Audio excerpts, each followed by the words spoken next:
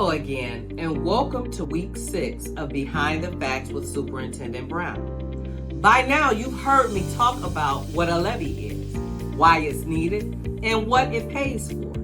Today, I want to talk about accountability and transparency. When our community invests in our schools, it is our responsibility as a school district to be good stewards of those dollars that you've entrusted to us. We do that in several ways.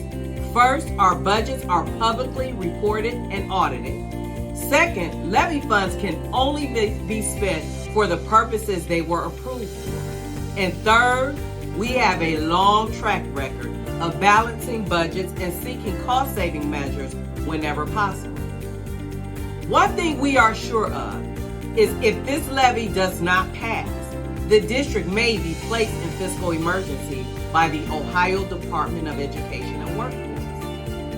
This would require deep cuts across the district that could include staff layoffs and increased class sizes, elimination of electives and academic programs, and reduced transportation services beginning in January of this upcoming year. Fiscal emergency means the state will take control of our finances by removing local decision making. This means cuts would be unavoidable and will affect class sizes, programs, and the services our families have come to rely on. This also means that the state may impose a levy on this community to bridge costs based on their estimates. Fiscal emergency would not only affect just our schools, but our community as a whole. Home values would drop, and it would be hard to continue expanding our budding business industry. Take a look at communities across Ohio who were a part of state takeover, like Youngstown, Lorain, and East Cleveland, just to name a few. These communities are working really hard to recover from the impact of state takeover visited on them years prior.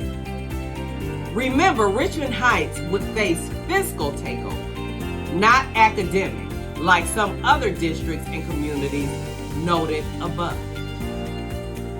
Issue 50 will allow us to keep decision-making local and to protect the opportunities for students and the home values of our community and residents. I want our community to always feel confident that the money entrusted to us is spent wisely and responsibly. Transparency is key, and we are committed to making sure all of our stakeholders have access to the information they need.